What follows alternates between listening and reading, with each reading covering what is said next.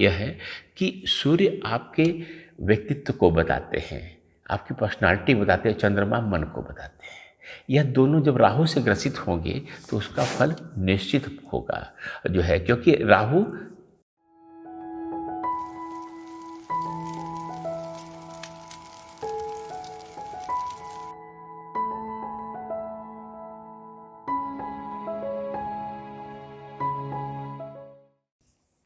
नमस्कार मित्रों, आगामी 30 अप्रैल और 1 मई के बीच की मध्य रात्रि को सूर्य ग्रहण लगने वाला है। यह भारतीय समय के अनुसार मैं बता रहा हूँ। रात 12:16 के से प्रारंभ होकर के अब 4:08 तक यह ग्रहण चलेगा। लगभग 3 घंटा 52 मिनट का यह ग्रहण होगा। और जैसा कि आप लोग जानते ही होंगे कि सूर्य ग्रहण हमेशा अमावस्या को पड़ते हैं और चंद्र ग्रहण पूर्णिमा को पड़ते हैं। तो यह वैशाख मास की अमावस्या है और इसमें सूर्य ग्रहण पड़ने वाला है। तो इस सूर्य ग्रहण के देखिए 2 तरीके के फल बताए जा सकते हैं। हमारे ऋषियों ने जो ग्रहण जितने भी प्रकार के होते हैं उनको उन्होंने संहिता खंड में रखा है। मैं आप लोग ज्ञाता हैं, लेकिन फिर भी मैं स्पष्ट कर दूं कि फल कथन के मामले में ऋषियों ने ज्योतिष को 2 भागों में बांटा है, संहिता और होरा या जातक। संहिता का मतलब होता है कि जिनका प्रभाव एक समूह पर पड़ता है, राष्ट्र पर पड़ता है, क्षेत्र पर पड़ता है, किसी विशेष समूह जाति पर पड़ता है। इस तरह के, जैसे कि भूकंप का प्रभाव, महामारियाँ, आप लोगों ने जैसा आपने देखा ही होगा कि किस तरह से हमने कोरोना महामारियों का तारीखों सहित, डेट्स के सहित, दिनांकों के सहित भविष्यवाणियाँ की थी, वो सही एकदम निकली। फिर हमने यूक्रेन वाले युद्ध की भी, विश्व युद्ध की भविष्यवाणी 2 साल पहले ही कर दी थी। वो यूट्यूब वीडियो पर आपने देखा ही होगा किस तरह से वो एकदम सूक्ष्म रूप से सही निकली। यह किसी कुंडली से नहीं देखी जाती, यह संहिता के सिद्धांतों के आधार पर देखा जाता है। तो लेकिन दूसरा एक होता है जो हो रहा है जातक। जैसे आप अपनी कुंडली ज्योतिषी के पास ले जाते हैं दिखाने के लिए कि मेरा क्या होने वाला है, यह एक व्यक्ति विशेष के लिए होता है। तो हमारे ऋषियों ने जो ग्रहण का जो अधिकतर फल रखा है वो संहिता के लिए रखा है। और संहिता के चूँकि उसमें जो ग्रंथों में मैं इसमें प्रातस्मरणीय या ऋषि बारामिहिर के जो है बृहद संहिता ग्रंथ को जो है आधार मान करके इसका फल कथन करूँगा। सबसे बड़ी बात कि यह मेष राशि में ग्रहण हो रहा है, तो इसके लिए बारामिहिर ने कहा है पांचाल कलिंग शूर सेना काम्बोजोड्र किरात शस्त्र वार्ता जीवंती च ए हुतास वृत्या ते पीड़ा मुपयांति में थे। यानी कि इसमें जो काम की बात आपके लिए है कि जो लोग शस्त्र से, हथियारों से अपनी आजीविका चलाते हैं उनको, और अग्नि से, फायर से जो लोग अपनी आजीविका चलाते हैं, आग से, उनको कष्ट होने वाला है। शस्त्र से कौन लोग जीविका चलाते हैं? पुलिस वाले, फौजी, डाकू, चोर, लुटेरे और सर्जन। इस तरह से और भी जो लोग हथियारों से आजीविका चलाते हैं जिनका है, उनको तकलीफ इस ग्रहण से होने वाली है। दूसरा जो है उन्होंने कहा कि जो अग्नि से जो चलाते हैं, यानी कि जो फैक्ट्रियाँ बड़ी बड़ी जो फायर पर आधारित हैं, जो जिनके ब्लास्ट होते हैं, तमाम चीज़ें जो अग्नि पर आधारित हैं, जैसे कि पहले जो ज्वेल स्मिथ लोग थे, सुनार लोग थे, लोहे काम करने वाले लोग हैं, इनका भी अग्नि से काम पड़ता है जो, तो उनको तकलीफ बारामिहिर ने कहा यह होने वाली है। इसके अलावा एक और महत्वपूर्ण बात है कि यह वैशाख मास में, यानी जो भारतीय कैलेंडर है, जो पारंपरिक कैलेंडर, उसके दूसरे महीना, पहला महीना चैत्र होता है और दूसरा वैशाख मास की अमावस्या को पड़ रहा है। तो इसके लिए बारामिहिर ने जो श्लोक कहा है, वैशाख मासे ग्रहणे विनाश बायांति करपास तिला समुद्गाह। इनका कहना है कि कपास, यानी जिससे कपड़े बनते हैं, कॉटन जो है वह उसका रॉ मटेरियल। दूसरा उन्होंने कहा कि तिल, यानी ऑयल सीड, जितने बीजों से तेल निकलता है, ऑयल निकलता है। तीसरा उन्हें समुद्गाह, यानी दालें जो है, अरहर, उड़द, मूंग, इस तरह की, इन सब का जो है फसल खराब होती है, तो इनमें महंगाई आने की संभावना होती है। तीसरा जो एक और महत्वपूर्ण बात इस ग्रहण की है कि यह मेष राशि में पड़ रहा है, और ग्रहण जब पड़ता है तो आपको मालूम है कि राहु या केतु साथ में होते हैं। तो सूर्य, चंद्रमा और राहु मेष राशि में है, लेकिन इस पर शनि की दृष्टि भी पड़ रही है, क्योंकि शनि कुंभ में है। कुंभ में बैठ करके इस पर दृष्टि डाल रहा है। तो उसके लिए बारामीर ने जो सूत्र दिया है, रविजह करोत्य वृष्टिम दुर्भिक्षम तस्कर भयम च, उन्होंने कहा कि बरसात थोड़ी सी कम हो जाती है और इसमें दुर्भिक्ष यानी थोड़ा सा अनाज की आपूर्ति कम हो जाती है और चोरी चकारी का भी भय होता है। तो ये संक्षिप्त रूप में मैंने इसका संहिता ग्रंथ में जो है जो बताया, उसका फल बताया है। संक्षिप्त में क्यों बता रहा हूँ मैं? क्योंकि इसका फल भारत में नहीं होने वाला है। संहिता ग्रंथों का बड़ा स्पष्ट आशय है कि ग्रहण का फल वहीं पर होता है संहिता ग्रंथों में जहाँ पर वह दिखाई देता है। तो यह ग्रहण जहाँ दिखाई देता है वहीं फलित होगा, वहीं घटित होगा।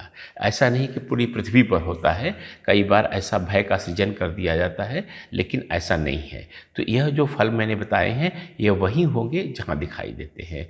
ये कहाँ दिखाई दे रहे हैं? सुदूर उत्तरी अंटार्कटिका, दक्षिण अमेरिका के कुछ दक्षिण पश्चिम भाग में जो देश हैं, जैसे Argentina, Chile, Paraguay, Bolivia, Uruguay, Peru, इसके अलावा जो दक्षिणी प्रशांत महासागर में और दक्षिणी अटलांटिक महासागर में भी यह ग्रहण दिखाई देगा। तो जो फल अभी मैंने बताए हैं ये सारे फल जो है यह इन्हीं देशों पर लागू होंगे, हमारे और अन्य देशों पर लागू नहीं होंगे। तो अगर आप इन देशों में रह रहे हैं तो थोड़ा सावधान हो जाइए और इन फलों के हिसाब से आप अपना जो है व्यवस्था कर सकते हैं। तो यह तो हुई संहिता ग्रंथों की बात। लेकिन सामान्यतः जब आप चिंतित होते हैं, अपनी कुंडली देखते हैं, वह जातक या होरा में माना जाता है, यानी कि आपका व्यक्तिगत फल। तो क्या ग्रहण का व्यक्तिगत फल कुछ भी नहीं होगा? होगा। ग्रहण का व्यक्तिगत फल यह होगा कि सूर्य चंद्रमा जब एक ही युद्ध हो रहे हैं, एक ही राशि, एक ही अंश, एक ही पल विपल पे जो है जब पहुंच रहे हैं, एकदम एकाकार हो रहे हैं और उनके साथ राहु भी है, तो क्या उसका फल किस तरह का निकलेगा यह देखने की आवश्यकता है। तो जब सबसे महत्वपूर्ण बात यह है कि सूर्य आपके व्यक्तित्व को बताते हैं, आपकी पर्सनालिटी बताते हैं, चंद्रमा मन को बताते हैं। यह दोनों जब राहु से ग्रसित होंगे तो उसका फल निश्चित होगा जो है, क्योंकि राहु भ्रम का सृजन करता है, छाया ग्रह है। जैसे जिस तरह से सारे ग्रह दिखते हैं आकाश मंडल में, सौर मंडल में, उस तरह से राहु केतु दिखते नहीं हैं। वो गणितीय पद्धति से गणना किए हुए बिंदु हैं, लेकिन उनका फलित ज्योतिष में बहुत ज़्यादा महत्व है और यह बार बार बार बार फलित करके मैं और मेरे जैसे ज्योतिषियों ने सिद्ध कर दिया है कि राहु केतु का बिंदु जो कुंडली में जहाँ होता है उसका एक बहुत ही स्पष्ट प्रभाव पड़ता है। तो आपकी कुंडली में भी जब ये घटना घटित हो रही है कि सूर्य चंद्रमा एक ही राशि में आ रहे हैं और उनके साथ राहु उनके ऊपर से जाने वाला है, तो निश्चित ही उन विषयों के बारे में जिनको सूर्य चंद्रमा बताते हैं भ्रम का सृजन होगा, कुछ न कुछ नया कुछ होगा। तो वो जो है, अच्छा एक बार और बता दूँ, राहु हमेशा कुछ अनोखा करता है। जो महान पेंटर हुए हैं, राइटर हुए हैं और संगीतकार हुए हैं, उनका राहु बहुत ही अलग ढंग से, उनकी जीवन शैली ऐसे लोगों की अलग होती है और उसका कारण राहु होता है। और हमेशा इसलिए मैं जब ऐसी विधाओं में व्यक्ति रहता है तो मैं राहु को कभी छेड़ता नहीं हूँ, राहु को उपाय नहीं करता हूँ, क्योंकि वह प्रसिद्धि, वह ऊंचाई, वह सफलताएं वो सारी राहु के कारणों को मिली है। यह बात ध्यान दीजिए। राहु के उपाय अगर करने हैं ऐसे लोग के लिए तो ऐसे कीजिए निरापद हो, जिनका पश्च प्रभाव यानी साइड इफेक्ट न हो। एक ऐसा जो मैंने बहुत अच्छा वीडियो डाला हुआ है काफ़ी शोध के बाद, राहु का सर्वबेस्ट उपाय, जिसका लिंक आप यहाँ पर ऊपर देख सकते हैं, वो जाकर के वह राहु का उपाय कर सकते हैं, उसका कोई साइड इफेक्ट नहीं है। तो ये फल मैं जब आपको बताऊंगा तो इसमें एक दो बातें बड़ी महत्वपूर्ण हैं। पहली बात यह है कि यह जो भी फल मैं आपको बताऊंगा यह आपके लग्न के अनुसार होगी। मैं पहले भी वीडियो में यह बात स्पष्ट करता चलता हूं कि आपके जो फल हैं यह मैं सूर्य राशि के आधार पर नहीं बताता हूं, चंद्र राशि के आधार पर नहीं बताता हूं, लग्न के आधार बताता हूं। उसका कारण पहले बता चुका हूं, फिर बता रहा हूं कि सूर्य राशि 30 दिन तक एक ही रहती है, चंद्र राशि 2.25 दिन तक एक ही रहती है, लेकिन लग्न केवल 2 घंटे तक रहता है, तो लग्न के आधार पर जो फलित किया जाता है, उसके घटित होने की और फलित होने की संभावना ज़्यादा होती है। वो सूक्ष्म होता है और सटीक होता है। तो लेकिन अगर आपको अपना लग्न नहीं मालूम है, तो आपको चंद्र राशि, सूर्य राशि देखने की आवश्यकता नहीं है। आप अपना नाम, date of birth, time of birth और प्लेस ऑफ बर्थ, यानी अपना जन्म का दिनांक, जन्म का समय और जन्म का स्थान, ये तीनों चीज़ें आप जो है हमारे वीडियो के कमेंट बॉक्स में लिख देंगे, तो हम लोग आपको जो है आपका लग्न गणना करके बता देंगे, जिससे आप अपना सही सही फलित देख सकें। दूसरी एक महत्वपूर्ण बात यह है कि जो भी फलित मैं बता रहा हूँ वह सामान्यतः घटित होगा, लेकिन अगर आपकी कुंडली में अगर यही दशाएं चल रही हैं राहु की और साथ साथ सूर्य चंद्र की भी आ गई, तो फलित होने की संभावना ज़्यादा हो जाती है। फलित होने की संभावना ज़्यादा हो जाती है। तो ये दोनों चीज़ें अगर आप ध्यान में रख करके इस फलित को सुनेंगे तो आपको आनंद भी आएगा और आपका मार्गदर्शन भी अच्छा होगा। तो हम प्रारंभ करते हैं सबसे पहले मेष लग्न वालों के लिए। मेष लग्न वालों,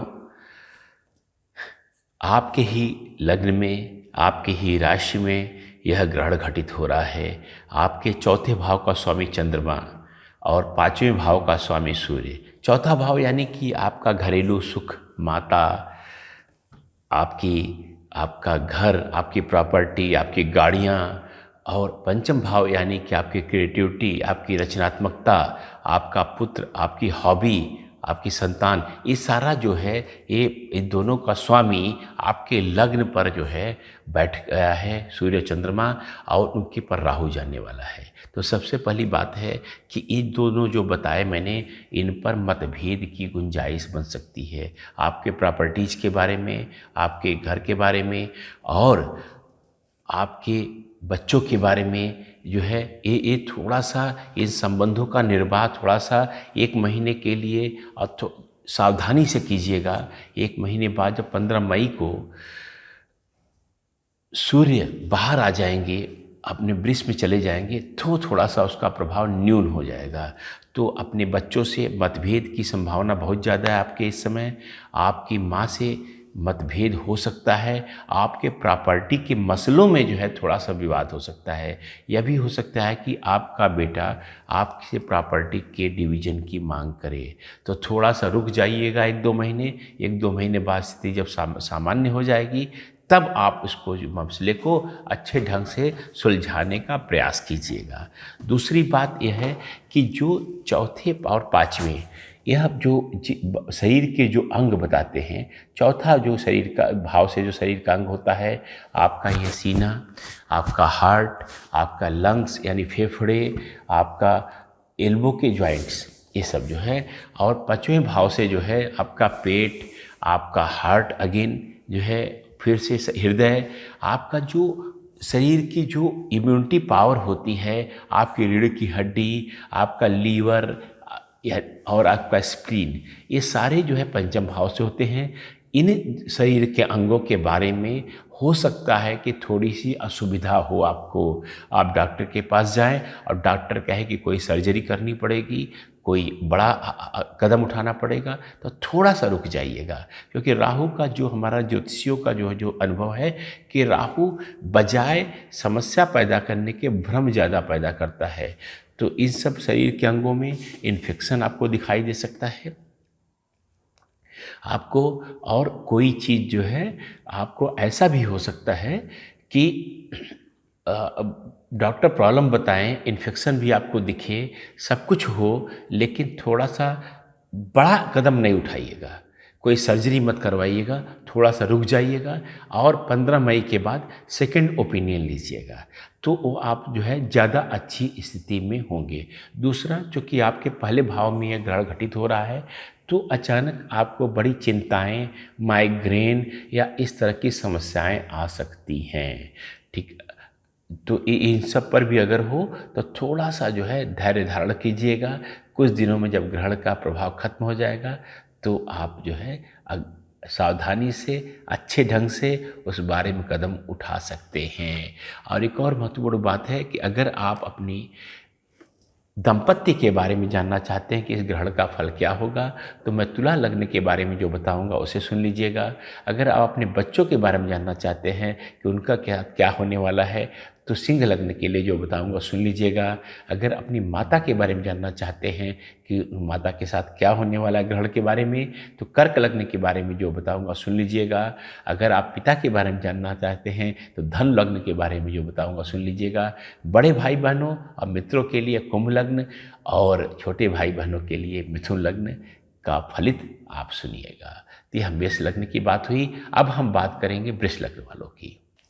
वृष लग्न वालों, आपके तृतीय भाव का स्वामी चंद्रमा और चतुर्थ भाव का स्वामी सिंह आपके हानि के भाव में जाकर बैठ रहे हैं और वहाँ पर राहु के साथ वह युति बना रहे हैं। तृतीय भाव क्या होता है? छोटी यात्राएं होती हैं और जो है छोटे भाई बहन होते हैं और ऐसे मित्र भी जो आप पर डिपेंडेंट रहते हैं, भैया चलो एक काम करवाना है। और चौथा भाव क्या होता है? वह आपका जो है चौथा भाव आपका होता है आपकी माता, आपकी प्रॉपर्टी, आपका घरेलू सुख, ये सब सारा होता है। और यह हानि के भाव में, द्वादश भाव में जाके बैठ रहे हैं, हानि के भाव में बैठ रहे हैं। तो थोड़ा सा सावधान रहिएगा।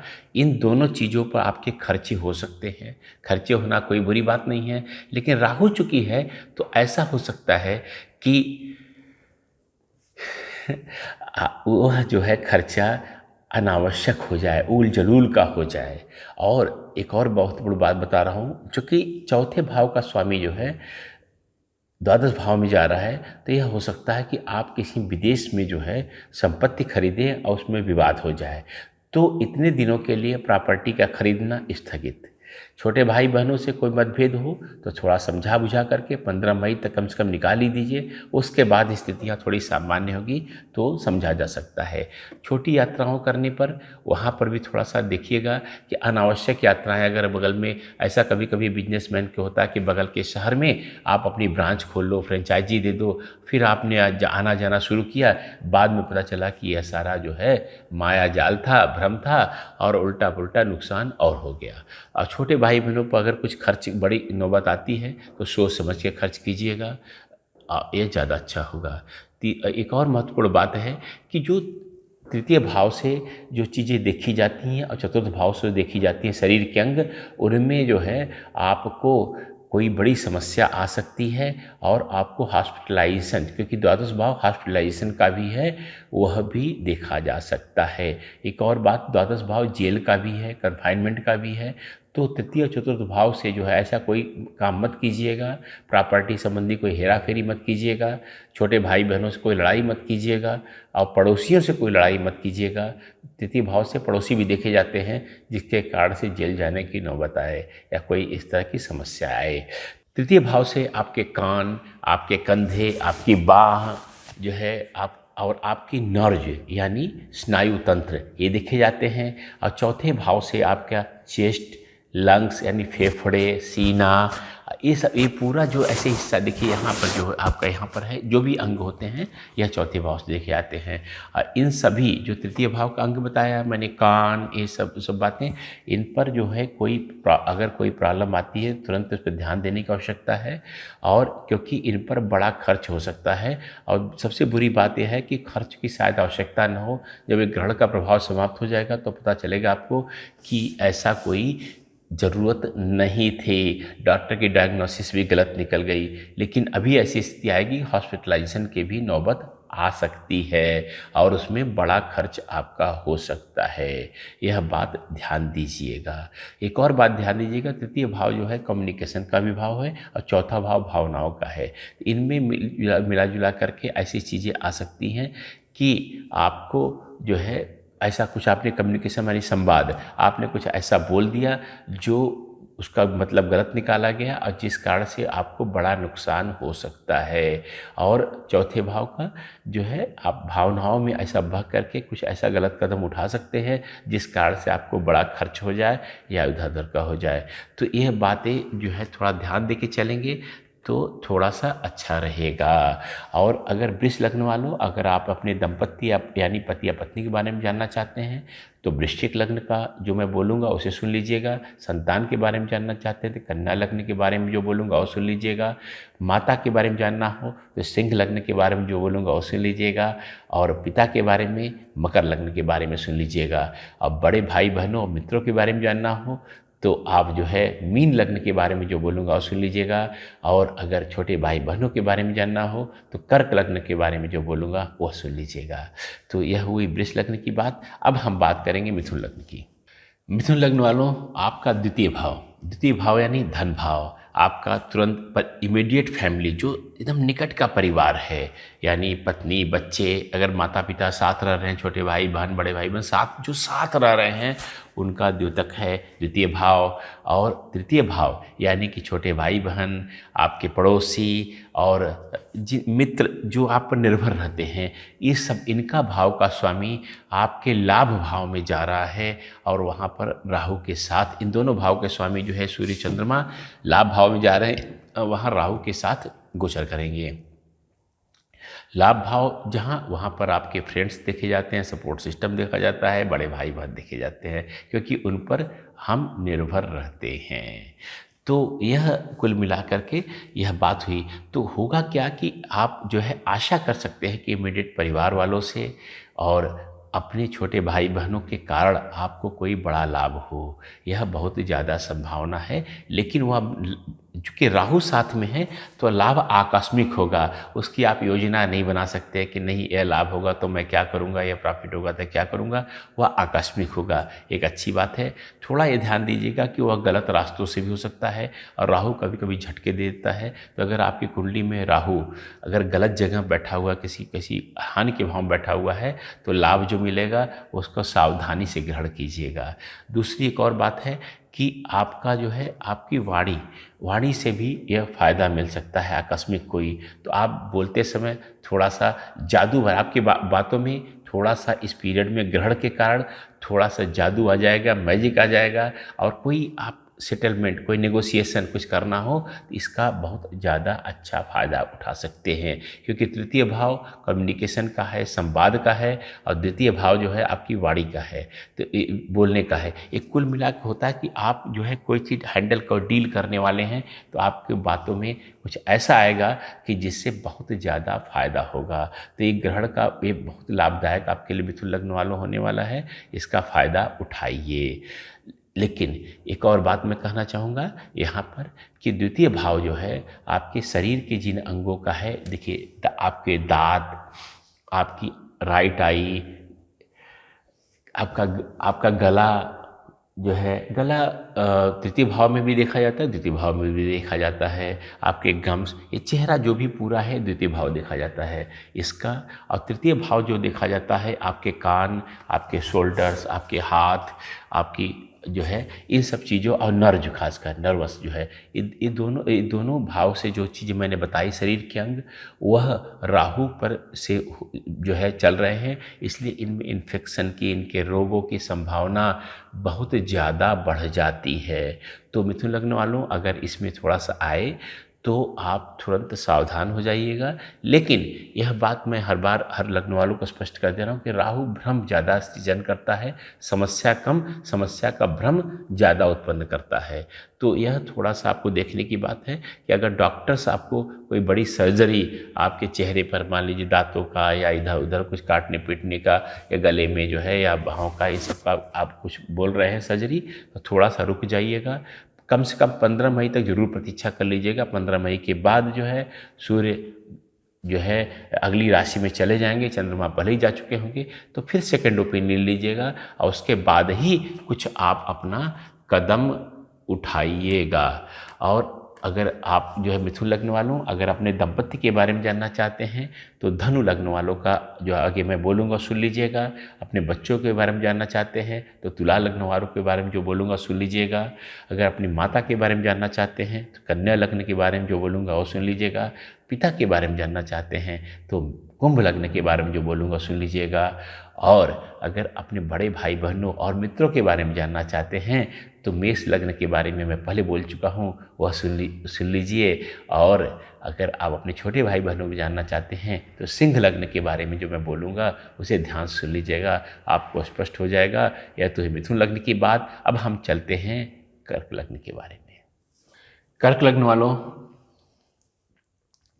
आपके लग्न का स्वामी चंद्रमा और यानी आप खुद, और आपका द्वितीय भाव यानी कि आपका परिवार, आपकी वाणी, आपका धन, आपके संसाधन, इनका स्वामी सूर्य, यह दोनों जो है राहु के साथ दशम भाव में मेष राशि में इस ग्रहण में भ्रमण करेंगे। तो सबसे बड़ी बात है कि पहली बात कि आपका जो सेकंड वेल्थ है वह राहु के साथ भ्रमण कर रहा है। तो ये हो सकता है कि आप अपने धन का प्रयोग अपनी दशम भाव, प्रतिष्ठा का भाव है, प्रमोशन का भाव है, ग्रोथ का भाव है, जीवन में आगे बढ़ने का भाव है। तो यह आपके धन के कारण या आपके परिवार के लोगों के कारण जो है आकस्मिक आपको प्रमोशन या ग्रोथ कोई मिल सकती है। बिजनेस में कोई नया कदम उठा सकते हैं और क्योंकि आपका लग्नेश भी वहाँ बैठा हुआ है तो यह बहुत बड़ी बात है। लेकिन ध्यान रखिएगा, दशम भाव सरकार का होता है, सरकारी तंत्र का होता है, बॉस का होता है। तो अगर गवर्नमेंट सिस्टम से आपका काम पड़ता है और आप अगर आपके बॉस से थोड़ा सा आंकड़े सही नहीं हैं, आपके संबंध सही नहीं हैं, तो इनमें जो है थोड़ा सा आप सावधान होकर चलिएगा। भ्रम की उपस्थिति नहीं कीजिएगा, नहीं तो इसको सुलझाने के लिए बहुत ज़्यादा धन आपको खर्च करना पड़ेगा और तनाव तो आपको होगा ही होगा। तो यह थोड़ा सा आप ध्यान दे के चलेंगे तो बहुत अच्छा रहेगा। लेकिन अपनी वाणी से, अपनी इमीडिएट फैमिली से, जैसे मैंने कहा, प्रतिष्ठा की प्राप्ति हो सकती है। तो अगर कहीं आपको इंटरव्यू आपका होने वाला है तो वहाँ पर थोड़ा सा आप ध्यान दीजिए, आपको निश्चित पद की प्राप्ति होगी। तैयारी अच्छे से करके जाइएगा। आप उस समय आपकी वाणी में कुछ ऐसा आएगा कि वह कमाल कर देगा, आपका प्रमोशन या आपकी सरकारी नौकरी या जॉब तुरंत मिल जाएगी। यह बहुत महत्वपूर्ण बात है, यह आपको ध्यान देने की बात है। और चूँकि दशम भाव में सूर्य चंद्रमा दोनों चल रहे हैं तो यह बहुत ही प्रतिष्ठात्मक बात हो रही है। अगर कोई बिजनेस नया, मैं फिर से दोहराऊंगा, अगर कोई बिजनेस नया स्टार्ट करना चाहते हैं, नौकरी बदलना चाहते हैं तो यह बहुत अच्छा समय है, छप्पर फाड़ के मिलेगा। ठीक है। और लेकिन यह बात जो है, एक और बात बताऊं कि पहले भाव से जो है जो शरीर का अंग देखा जाता है, यानी आपका सिर, मस्तिष्क, ब्रेन, ये सारा ये जो है लग्न से जो है देखा जाता है, जहाँ का स्वामी राहु के साथ जो है बैठा हुआ है, राहु उस पर गुजरने वाला है। और द्वितीय भाव से आपका ये पूरा चेहरा, दांत, आपकी राइट आई, ये सारी चीज़ें जो है ये देखी जाती है, चेहरा खासकर। तो ये दोनों चीज़ों में, ब्रेन में, आपके स्कल में और ओवरऑल जो आपका अपीयरेंस है, वहाँ पे स्पॉट, कॉम्प्लेक्शन आपका है, ब्रेन, फेस जो है, ये सारा कुछ जो है, स्कल, ये सारा चीज़ जो है आपका राहु के साथ। तो ऐसा हो सकता है कि कोई इन सब चीज़ों के बारे में कोई इन्फेक्शन हो, कोई अचानक रोग पता चले और उसमें आपको डॉक्टर के पास जाना पड़ जाए। तो यह ध्यान रखिएगा कि यह बहुत बार बार मैं लोगों को बता रहा हूँ कि राहु, बहुत बार ऐसा होता है कि राहु भ्रम उत्पन्न करता है, समस्या की बजाय समस्या का भ्रम उत्पन्न करता है। तो अगर ऐसी स्थिति अगर है तो थोड़ा सा 15 मई तक, थोड़ा 2-3 महीने नहीं तो 15 मई तक ज़रूर रुक जाइएगा। 15 मई के बाद एक सेकंड ओपिनियन ले लीजिएगा, जब तक इमरजेंसी ना हो। इमरजेंसी हो तो आप निश्चित, आपको डॉक्टर दिखाना चाहिए। डॉक्टर मेडिकल मामलों में ज्योतिषी से ज़्यादा काबिल है और उसकी राय ज़्यादा महत्व रखती है। लेकिन फिर भी मैं कहूँगा 15 मई तक के बाद लेंगे तो सेकंड ओपिनियन जो है हो सकता है कुछ अलग हो जाए, क्योंकि ऐसा देखा गया है कि राहु के मामलों में रॉन्ग डायग्नोसिस यानी गलत निदान हो जाता है। डॉक्टर कुछ और बीमारी बता देगा और बीमारी कुछ और रहेगी। तो इसलिए आपको देखना ये थोड़ा सा ज़्यादा अच्छा हो जाएगा। और तो यह बातें हुई आपकी कर्क लग्न वालों। और अगर आप अपनी दंपत्ति यानी पति या पत्नी के बारे में जानना चाहते हैं तो मकर लग्न जो है का जो फलित मैं बताऊँगा वह सुन लीजिएगा। अगर आप अपने बच्चों के बारे में जानना चाहते हैं तो वृश्चिक लग्न वालों के बारे में बताऊँगा वह सुन लीजिएगा। अगर आप अपनी माता के बारे में जानना चाहते हैं तो तुला लग्न के बारे में जो बताऊँगा वह सुन लीजिएगा। अगर अपने पिता के बारे में जानना चाहते हैं तो मीन लग्न के बारे में जो बताऊँगा वह सुन लीजिएगा। अगर आप अपने बड़े भाई-बहनों और मित्रों के बारे में जानना चाहते हैं तो वृष लग्न के बारे में जो बता चुका हूँ वह सुन सुन सकते हैं। और अगर आप अपने छोटे भाई-बहनों के बारे में जानना चाहते हैं तो कन्या लग्न के बारे में जो मैं बोलने वाला हूँ उसे सुन लीजिएगा। तो यह हुई कर्क लग्न की बात। अब बात करेंगे सिंह लग्न की। सिंह राशि वालों, सूर्य और चंद्रमा आपका एक लग्नेश है, एक आपका द्वादशेश है। लग्नेश यानी कि आप खुद, आपकी सार्वजनिक छवि, आपका देखने में कैसे हैं, आपका शरीर, आपका सिर। और द्वादश भाव आपकी हानि का भाव है, लॉसेस का भाव है, इन्वेस्टमेंट का भाव है। और जेल यात्राएं, विदेश यात्राएं, और किसी आश्रम में आप जाते हैं, आपके बेड में आपके बेडरूम कैसा है, ये सब द्वादश भाव बताता है। इन दोनों का स्वामी राहु के साथ नवम भाव में बैठा हुआ है। तो नवम भाव में विदेश यात्राओं का भाव है, लंबी यात्राओं का भाव है, धार्मिक यात्राओं का भाव है, जुडिशियरी यानी न्यायपालिका का भाव है, वहां जाकर के बैठा हुआ है। तो कुल मिलाकर के स्थिति ये बन रही है कि ये हो सकता है कि आपके कुछ खर्चे, द्वादश भाव खर्चों का भी है, इन्वेस्टमेंट का भी है। तो अगर आपके पास कोई मनमोहक जो है ऑफर लेके आता है कि इतना पैसा लगाइए, इतना पैसा मिलेगा, इतना रिटर्न मिलेगा, या विदेश में आप यहाँ प्रॉपर्टी खरीद लीजिए, तो थोड़ा सा हाथ जोड़ लीजिएगा। दूसरी बात, अगर कोर्ट केसेस का कोई फैसला आ रहा है और वहां आर्गुमेंट होने हैं, तो आप बहुत अच्छे से आर्गुमेंट करिएगा, क्योंकि नवम भाव में जब राहु के साथ सूर्य चंद्रमा बैठे हैं तो वहां आपके आर्गुमेंट गलत दिशा में जा सकते हैं और उसका परिणाम अच्छा नहीं निकल सकता है, आपको जेल यात्रा तक तो हो सकती है। तो इन्वेस्टमेंट में थोड़ा सावधानी बरतेंगे, कोर्ट के मामलों में सावधानी बरतेंगे। लंबी यात्रा, धार्मिक यात्रा पर जा रहे हैं तो यह हो सकता है कि आप पैसे लुट पिटा जाए। अगर कहीं विदेश के वीजा के लिए, पासपोर्ट के लिए, इन सब चीजों के लिए, टिकट के लिए इन्वेस्टमेंट कर रहे हैं, उसमें भी थोड़ी सावधानी बरतिएगा।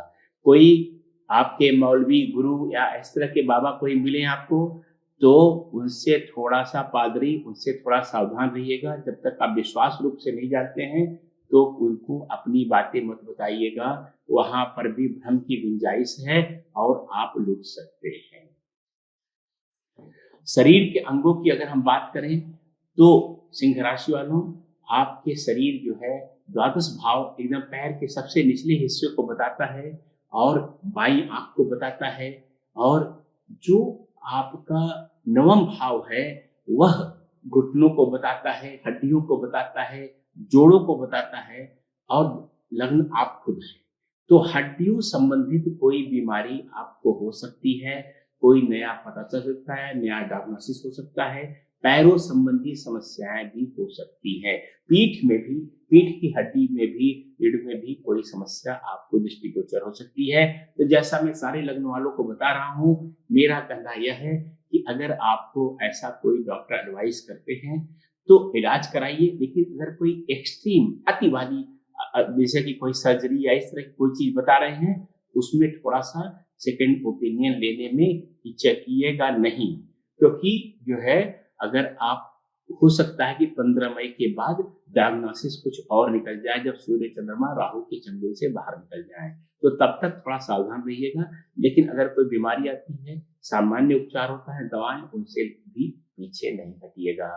तो सिंह लग्न वालों, अगर आपकी पत्नी के बारे में आप जानना चाहते हैं, पति के बारे में जानना चाहते हैं, तो आगे जो मैं कुंभ लग्न के लिए बताऊंगा उसे सुन लीजिएगा।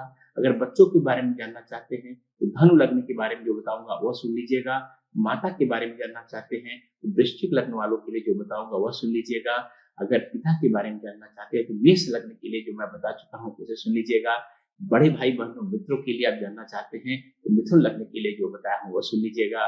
और अगर छोटे भाई बहनों के बारे में जानना चाहते हैं तो तुला लग्न के लिए जो बताने वाला हूँ उसे सुन लीजिएगा। इस तरह से सिंह लग्न का हुआ समाप्त।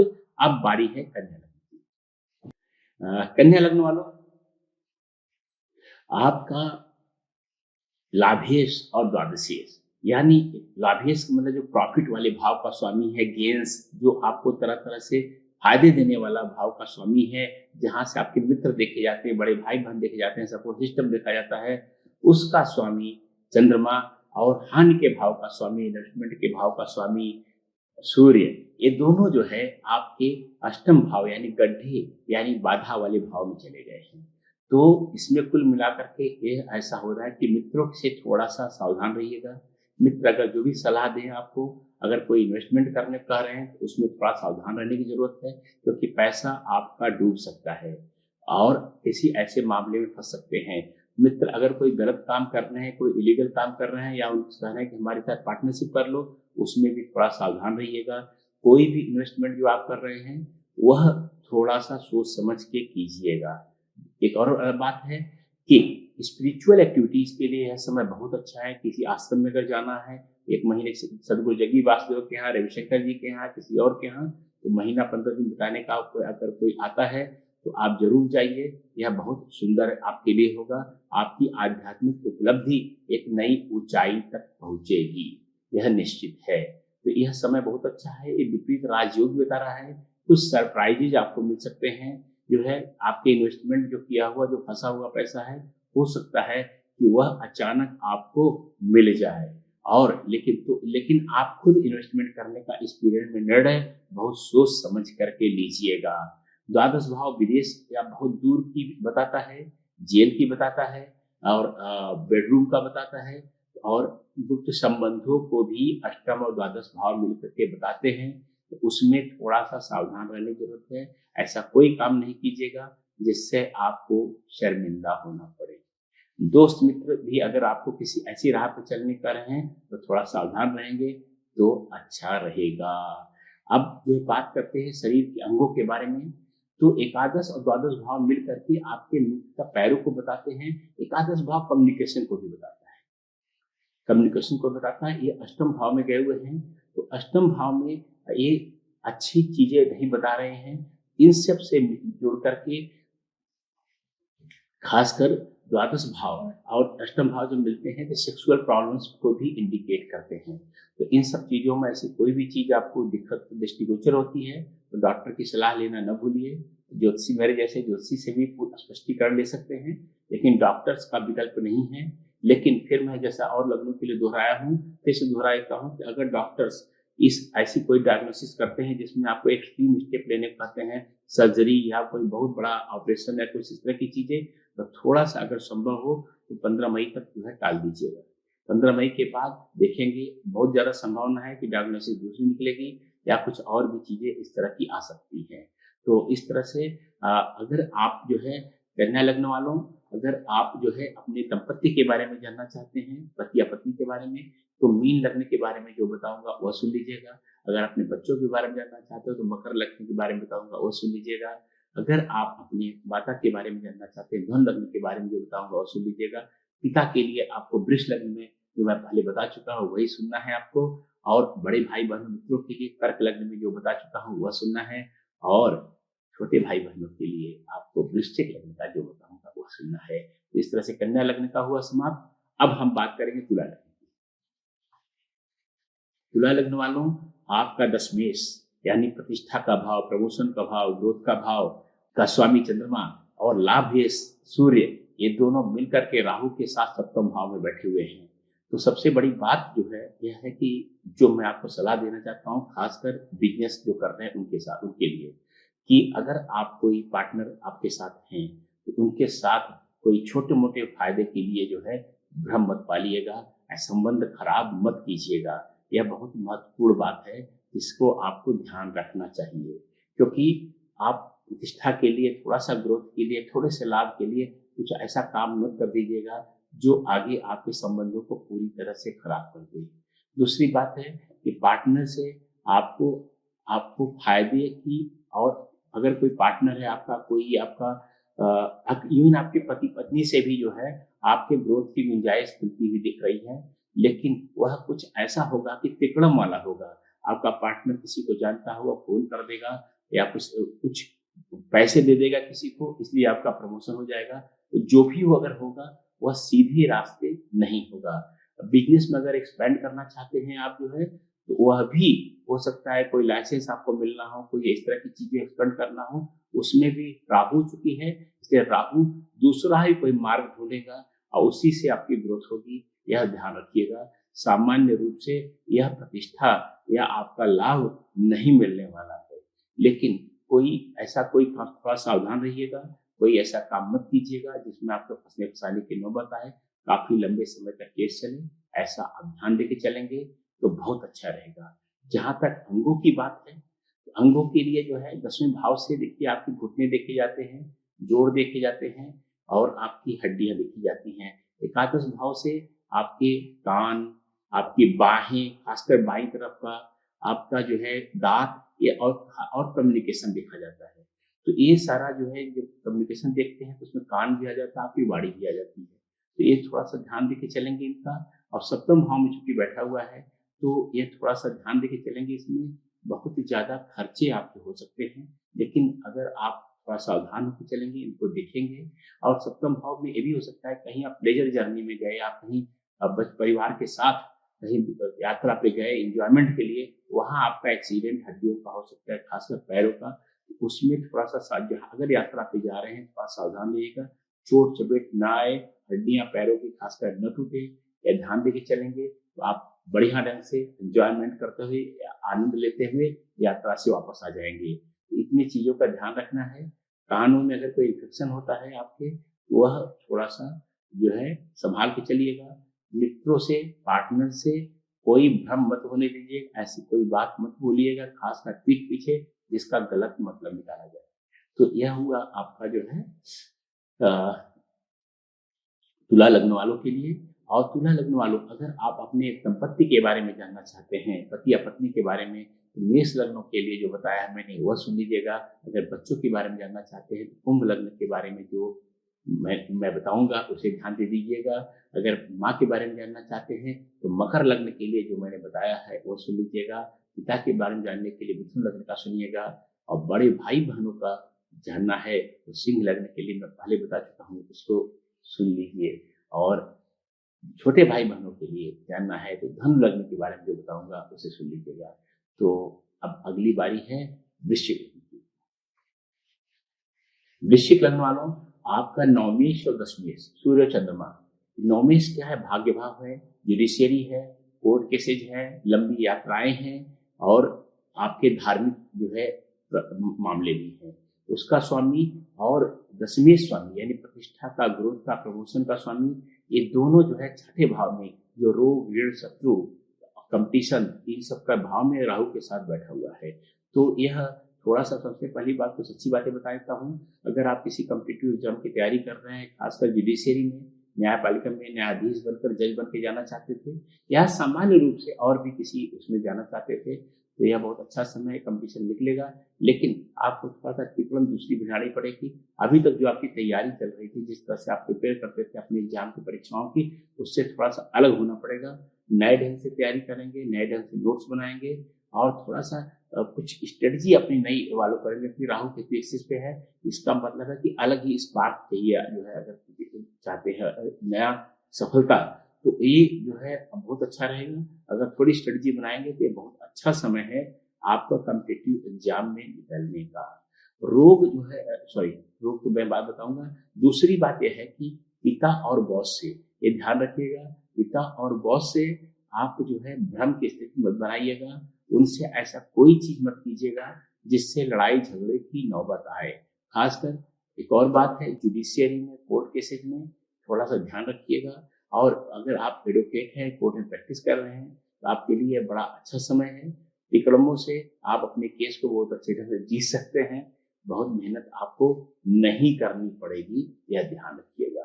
तो ये पूरा जो है लोन लेने में थोड़ा सावधानी बरतिएगा। खासकर अगर कहीं फॉरेन से एफडीआई मिल रहा है तो उसको अभी थोड़ा सा टाल दीजिएगा, क्योंकि वह शर्तें आपको फंसाएंगी बाद में और आप बाद में रोते रहेंगे, क्योंकि मैंने ध्यान से उस बात को समझा नहीं था। दूसरी बात है कि सरकारी डिपार्टमेंट से, गवर्नमेंट सेक्टर से झगड़ा मोल नहीं लेना है, दुश्मनी नहीं लेनी है। अगर करेंगे तो भुगतना पड़ेगा। यह बात कितनी अच्छी तरह समझ जाएंगे, अच्छा रहेगा। जहाँ तक शरीर की बात है, नौवां भाव आपके हिप्स को, घुटने को, हड्डियों को और पीठ को बताता है। और 10वां भाव जो है पीठ, घुटने को और ये हड्डियों को, एक पूरा पैर, नीचे पैर के जो हड्डियां हैं उनको ये दोनों बताते हैं। और छठे भाव में चूंकि जा रहे हैं तो ये छठे भाव में सीधे सीधे रोगों का इंगित हो रहा है। और छठा भाव डाइजेस्टिव सिस्टम भी होता है, और किडनी होती है, लार्ज इंटेस्टाइन होता है, कोलोन, यूट्रस और आपके और भी कुछ अंग होते हैं। तो इन सब का जो सिक्रेशन करते हैं बॉडी का, जो फालतू चीजें जो है वो भी छठे भाव से देखे जाते हैं। तो इन अंगों का बहुत ध्यान देना है, खासकर आपको जो है अपनी हड्डियों का, कैल्शियम का, खासकर महिलाएं बहुत ध्यान दें। वो ध्यान देंगी तो उनको बहुत अच्छा रहेगा।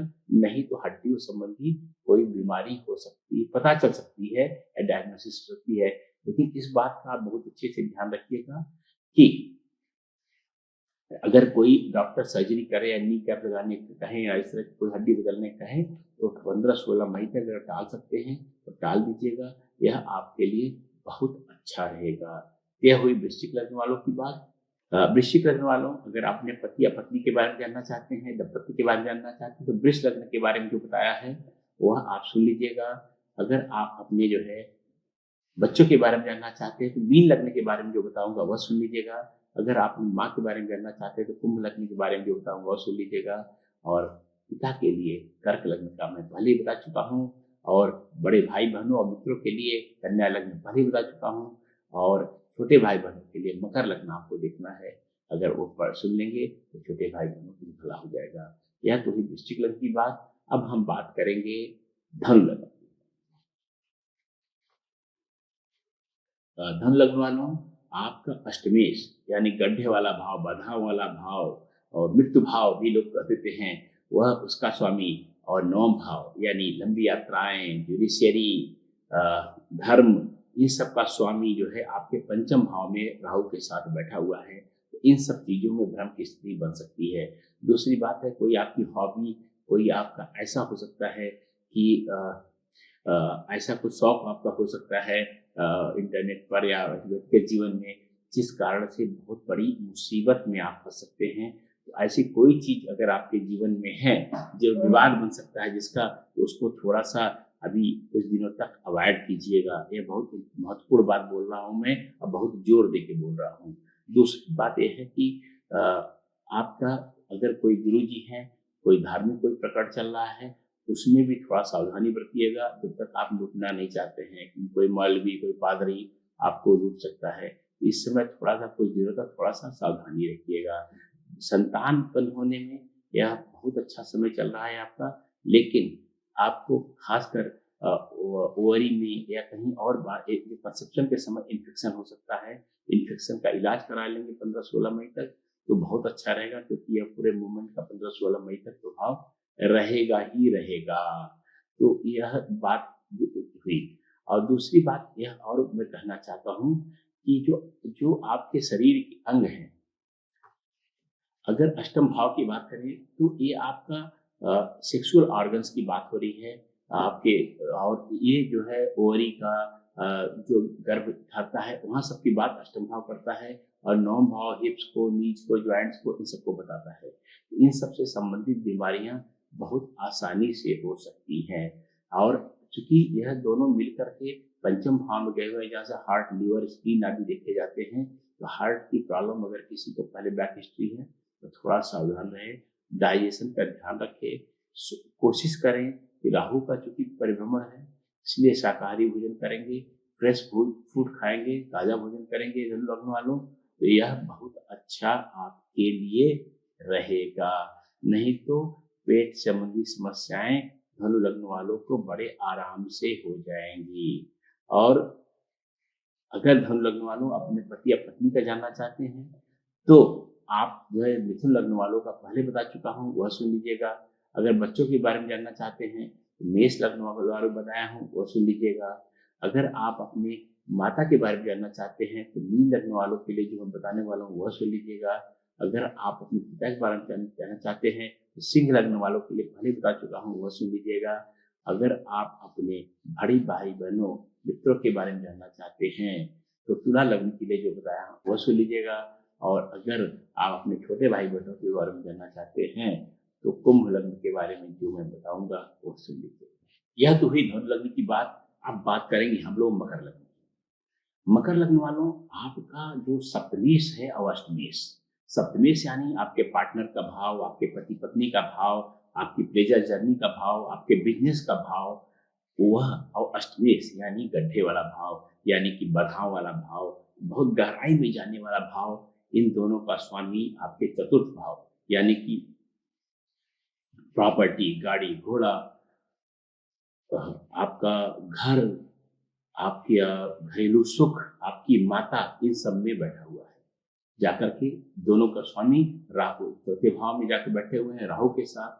तो अगर आपने पार्टनरशिप में किसी से अगर कोई प्रॉपर्टी खरीदी है तो उसमें बहुत ज्यादा कोई प्रॉब्लम आने वाली है, कोई लीगल इशू आ सकता है।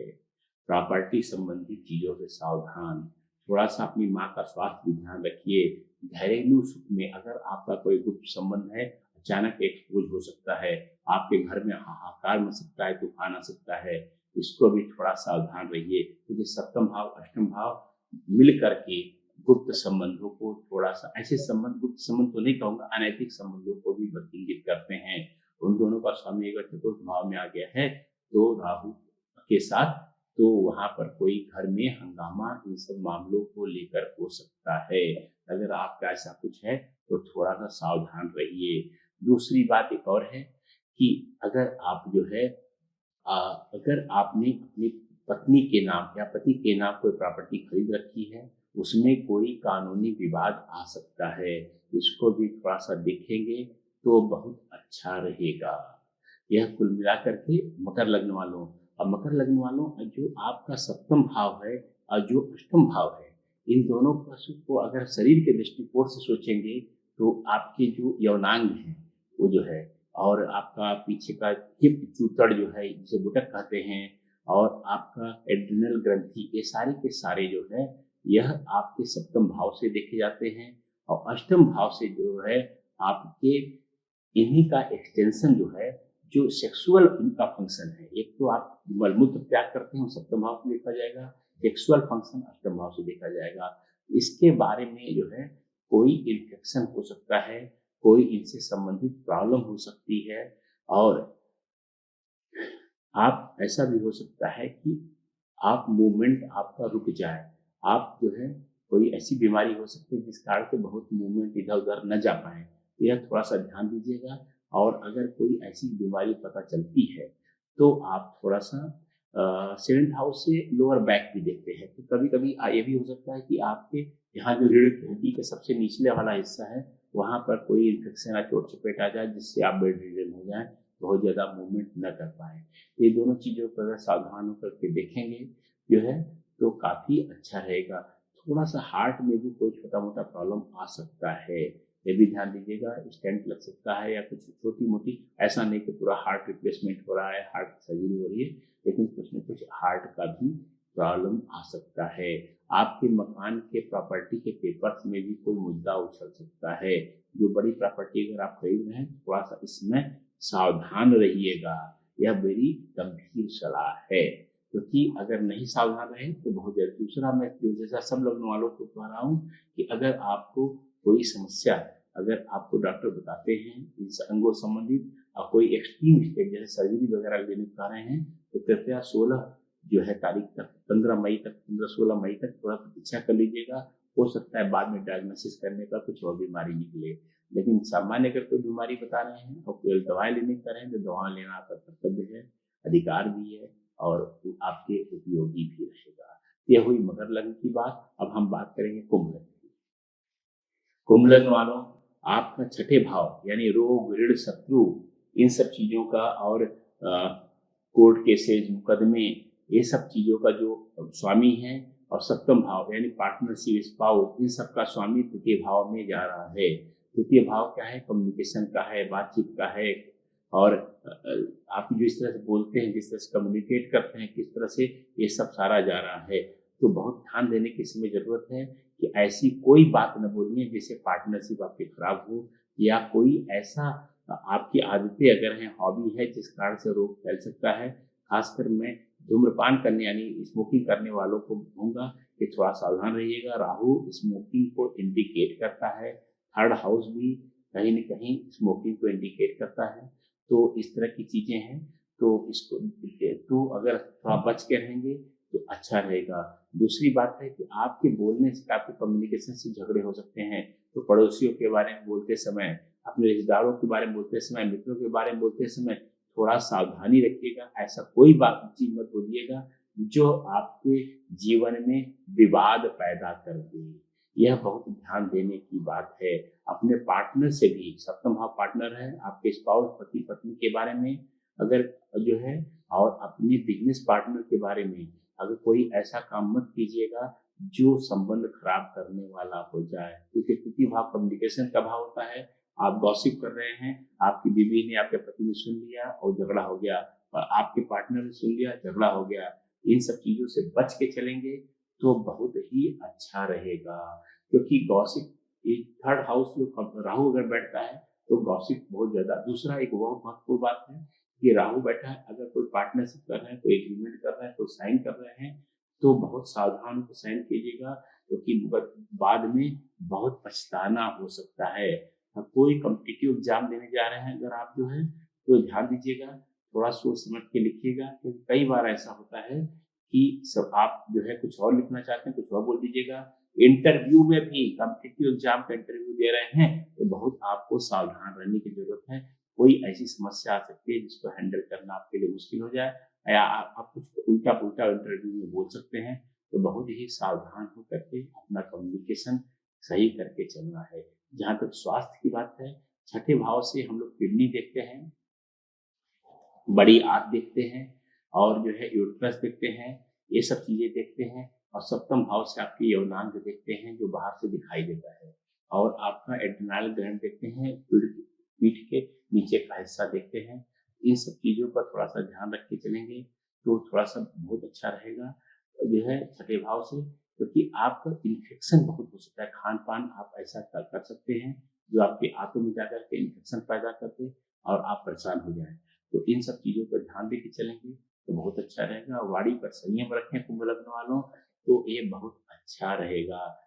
जो बातों से ही आदमी बनता है, बातों से बिगड़ जाता है। और कुंभ लग्न वालों, अगर आप अपने दाम्पत्य यानी पति या पत्नी के बारे में जानना चाहते हैं तो सिंह लग्न के बारे में जो बताया वो सुन लीजिएगा। अगर आप जो है अपने बच्चों के बारे में जानना चाहते हैं, मिथुन लग्न के बारे में जो बताया वो सुन लीजिएगा। माँ के बारे में जानने के लिए वृष लग्न, और पिता के बारे में जो है तुला लग्न में मैंने विस्तार जो बताया है वही आपको सुनना है। बड़े भाई बहनों के लिए धनु लग्न की चर्चा आप ध्यान से सुनिए, और मित्रों के लिए भी, और छोटे भाई बहनों के लिए वृष लग्न के बारे में सबसे पहले मैंने बताया था, उसे आपको सुनना है। यह तो एक कुंभ लग्न की बात। अब हम बात करेंगे मीन लग्न की, यानी अंतिम लग्न, राशि माला का अंतिम राशि। मीन लग्न वालों, आपका पंचमेश यानी कि संतान का भाव, हॉबीज का भाव, क्रिएटिव इंटरेस्ट का भाव, कुछ नई रचना का भाव, वह, और षष्ठेश यानी कि रोग, ऋण, शत्रु, मुकदमे, इन सब का स्वामी आपके द्वितीय भाव में जाकर के बैठा हुआ है। द्वितीय भाव यानी धन का भाव, इमीडिएट फैमिली का भाव, जो है आपके रिसोर्सेस का भाव, इन सब को इंडिकेट करता है। तो इन सबको अगर आप देखते हैं तो अगर सबसे बड़ी बात है कि सेकंड हाउस चूंकि धन का भाव है, तो धन को लेकर के कोई समस्या आ सकती है। अगर बच्चों को आप पैसा नियमित रूप से दे रहे हैं तो उनको थोड़ा ध्यान दीजिएगा, सोच समझ के पैसा दीजिएगा। और अगर आप जो है रिश्तेदारों को पैसा दे रहे हैं तो बहुत समझ बूझ करके दीजिएगा।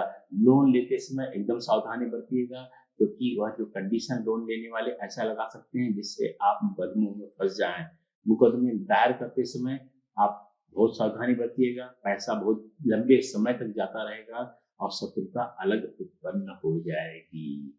तो यह जो है मीन लगने के लिए बात है। और दूसरा एक और बात मैं बोलना चाहूंगा कि वाणी के बारे में तो ध्यान दीजिएगा, मुंह के बारे में, मुंह के हाइजीन के बारे में। अगर सिगरेट पीते हैं, कोई ऐसी चीज खाते हैं जिससे मुंह का कैंसर होने की संभावना, मुंह में इन्फेक्शन की संभावना है, तो थोड़ा सा कुछ दिनों के लिए रोक दीजिए। और जैसा मैंने सारे लग्न वालों को मैंने बताया, सारे लग्न वालों को, कि यह पंचम भाव शरीर को जो बताता है, आपके हार्ट को बताता है, लीवर को बताता है, बॉडी की पूरी वाइटलिटी को बताता है, डाइजेस्टिव सिस्टम को बताता है, और छठा भाव किडनी को बताता है। तो अगर इन चीज़ों के बारे में कोई डॉक्टर आपको बताते हैं, कोई एक्सट्रीम स्टेप लेने कहते हैं सर्जरी वगैरह के लिए, तो थोड़ा सा सावधान होकर चलेंगे तो ये बहुत अच्छा रहेगा। तो एक्सट्रीम स्टेप 15-16 मई तक छोड़ सकते हैं। 15-16 मई के बाद, क्योंकि राहु हमेशा इल्यूजन पैदा करता है, भ्रम पैदा करता है, डायग्नोसिस कोई दूसरी हो सकती है, जो इसलिए अगर आप थोड़ा सा अलग होकर चलेंगे तो अच्छा रहेगा। और मीन लग्न वालों, अगर आप अपने दंपत्ति के बारे में जानना चाहते हैं, पति पत्नी के बारे में जानना चाहते हैं, तो कन्या लग्न के बारे में जो बताया है वो सुन लीजिएगा। अगर आप अपने बच्चों के बारे में जानना चाहते हैं, तो कर्क लग्न के बारे में जो बताया है वो सुन लीजिएगा। माता के लिए मिथुन लग्न और पिता के लिए वृश्चिक लग्न के बारे में जो बताया है वो सुनिएगा। और अगर बड़े भाई बहन मित्रों के लिए मकर लग्न और छोटे भाई बहनों के लिए वृष लग्न के बारे में जो बताया है वो आपको सुनना है। तो इस तरह से हमने 12 लग्नों के बारे में बता दिया है। और फिर से मैं दोहराऊंगा कि अगर आपको अपना लग्न नहीं मालूम है तो अपना जो है दिनांक, समय और स्थान, ये तीनों चीजें नीचे कमेंट बॉक्स में लिख करके भेज देंगे। तो जो है हमारी टीम आपको जो है आपका लग्न गणना करके आपको बता देगी। लेकिन इसके पहले आपको, अगर ये सुविधा आप चाहते हैं, निःशुल्क सुविधा है, लेकिन आपको चैनल का सब्सक्राइब करना जो है जरूरी है। तो चैनल को सब्सक्राइब कीजिए और अपना प्रश्न भेजिए। हम लोग आपकी पूरी सहायता को तत्पर हैं। और जैसा मेरा पुराना अनुभव है, लग्न पर आधारित भविष्यवाणियां ज्यादातर सही निकलती हैं। और खासकर अगर आपको राहु की दशा चल रही है, सूर्य चंद्र की दशा चल रही है, तो इसके सफल होने की संभावना ज्यादा बढ़ जाती है। नमस्कार, मैं हूँ आचार्य कल्की कृष्णन, एस्ट्रोडियम।